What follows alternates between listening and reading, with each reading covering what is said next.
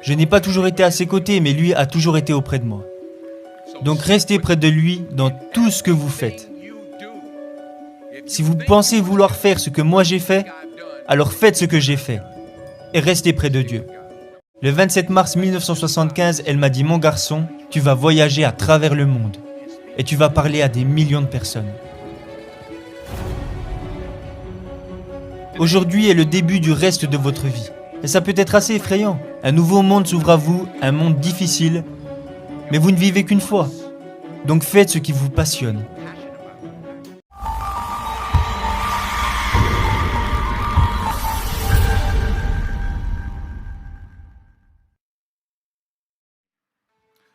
Laissez-moi profiter de ce moment pour féliciter chacun d'entre vous aujourd'hui.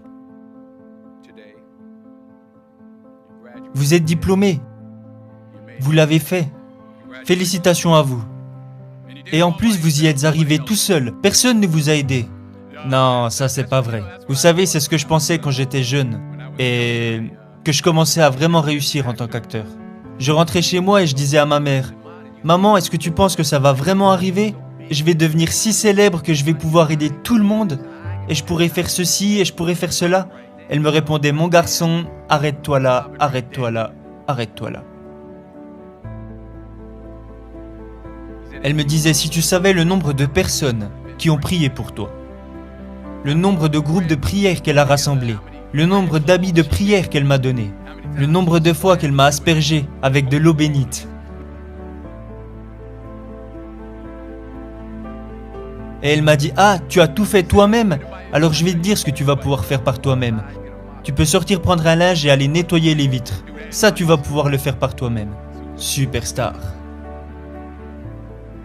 Je vous dis tout ça parce que je veux féliciter tous les parents et amis, et la famille, et les tantes et les oncles, et les grands-pères et les grands-mères, les enseignants, les amis et aussi les ennemis.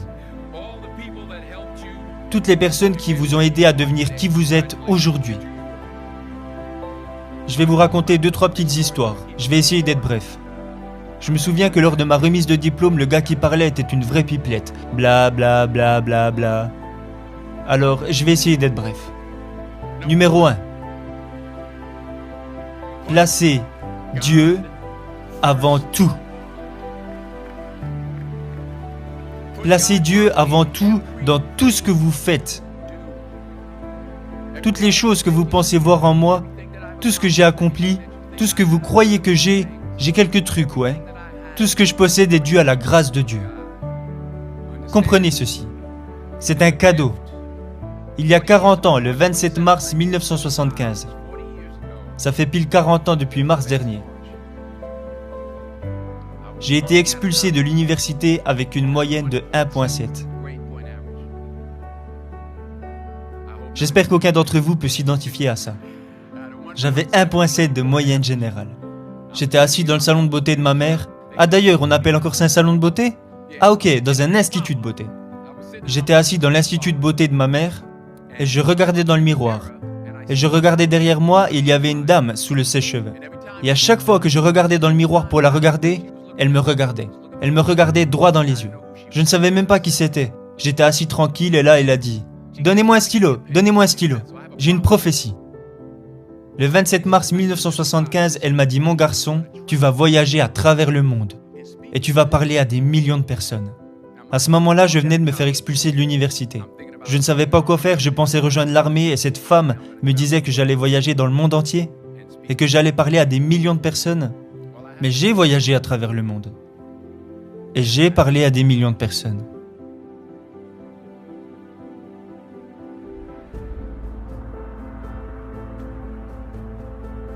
Mais ça, ce n'est pas le plus grand succès que j'ai eu. La chose la plus importante est que ce qu'elle a dit ce jour-là est resté gravé en moi depuis. J'ai été protégé, j'ai été dirigé et j'ai été corrigé. J'ai gardé Dieu dans ma vie et il m'a gardé humble. Je n'ai pas toujours été à ses côtés, mais lui a toujours été auprès de moi. Donc restez près de lui dans tout ce que vous faites. Si vous pensez vouloir faire ce que moi j'ai fait, alors faites ce que j'ai fait et restez près de Dieu.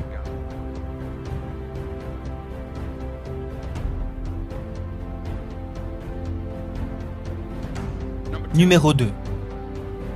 Échouez grand. C'est exact. Échouez grand. Aujourd'hui est le début du reste de votre vie. Et ça peut être assez effrayant. Un nouveau monde s'ouvre à vous, un monde difficile. Mais vous ne vivez qu'une fois. Donc faites ce qui vous passionne. Prenez des risques. Professionnellement. N'ayez pas peur d'échouer. Il y a un vieux test de QI avec 9 points. Et le but est de relier tous les points sans lever le stylo. Et le seul moyen d'y arriver est de sortir du cadre. Alors n'ayez pas peur de sortir du cadre. N'ayez pas peur de penser hors du cadre. N'ayez pas peur d'échouer grand, ni de rêver grand. Mais souvenez-vous que les rêves sans objectif ne sont que des rêves. Et ils vous apporteront automatiquement de la déception. Alors ayez des rêves, mais ayez aussi des objectifs. Des objectifs de vie, des objectifs annuels, des objectifs mensuels, des objectifs quotidiens. J'essaye de me fixer des objectifs tous les jours. Parfois, c'est juste de réussir à ne pas insulter quelqu'un. Des choses simples. Mais ayez des objectifs. Et comprenez que pour atteindre ces objectifs, vous devrez être discipliné et régulier.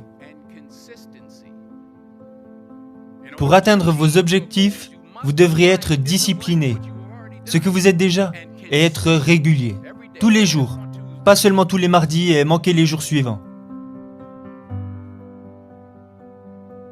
Vous devrez travailler là-dessus, tous les jours. Vous devrez planifier, tous les jours. Il y a un adage qui dit qu'on ne planifie pas pour échouer, nous échouons à planifier. Travailler dur, ça fonctionne.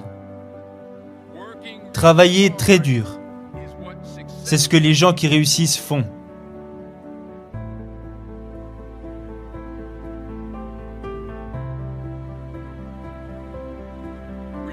Souvenez-vous toujours que ce n'est pas parce que vous faites plus que vous obtiendrez plus. Souvenez-vous de ça. Ce n'est pas parce que vous travaillez plus que vous obtiendrez plus. Ne confondez pas le mouvement avec le progrès. Ma mère disait, tu peux courir sur place tout le temps et ne jamais arriver nulle part. Alors continuez de travailler, continuez de vous fixer des objectifs et continuez de progresser.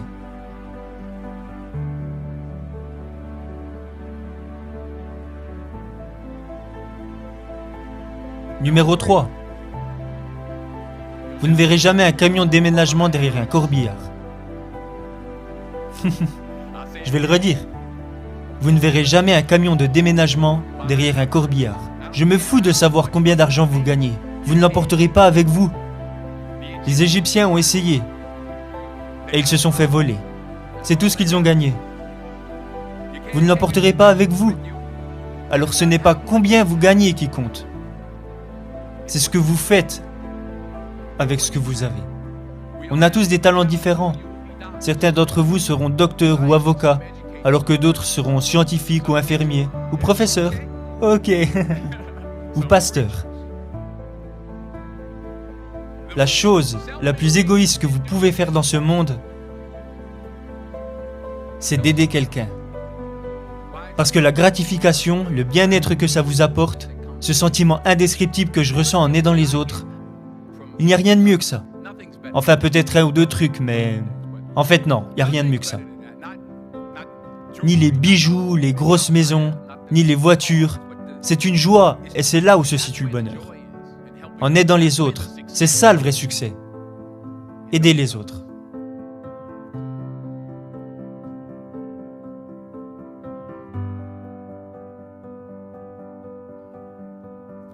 Au final, je prie pour que vous mettiez vos pantoufles sous votre lit ce soir, pour que lorsque vous vous réveillerez demain matin, vous soyez obligé de vous mettre à genoux pour les attraper. Et quand vous serez à genoux, dites merci. Merci pour la grâce.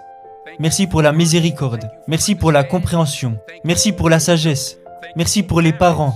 Merci pour l'amour. Merci pour la gentillesse. Merci pour l'humilité. Merci pour la paix. Merci pour la prospérité. Dites merci pour tout ce que vous possédez déjà. C'est comme ça que je vis ma vie et c'est pour ça que je suis là devant vous aujourd'hui. Dites merci en avance pour ce que vous avez déjà. Le vrai désir que vous avez dans le cœur pour quoi que ce soit de bon est un message de Dieu qui vous a été envoyé en avance pour vous indiquer que c'est déjà à vous. Je vais le redire. Le vrai désir que vous avez dans le cœur, peu importe ce que vous voulez faire, les choses que vous voulez faire pour aider les autres, pour progresser ou pour faire de l'argent. Ce désir, ce sentiment est la preuve de Dieu, qui vous a été envoyé en avance pour vous indiquer que vous l'avez déjà. Alors toutes les bonnes choses que vous voulez, vous pouvez les obtenir. Donc réclamez-les. Travaillez dur pour les obtenir. Et quand vous les aurez obtenus, retournez-vous et aidez quelqu'un d'autre à les obtenir. Chacun doit enseigner à l'autre. N'aspirez pas juste à gagner votre vie. Aspirez à faire une différence.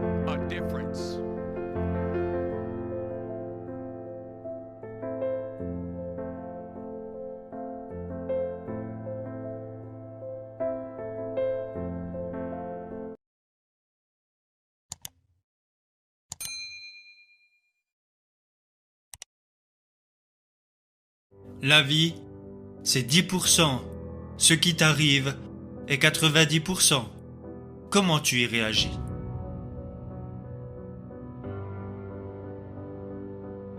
De nombreuses fois, au cours de ton existence, elle te mettra à terre.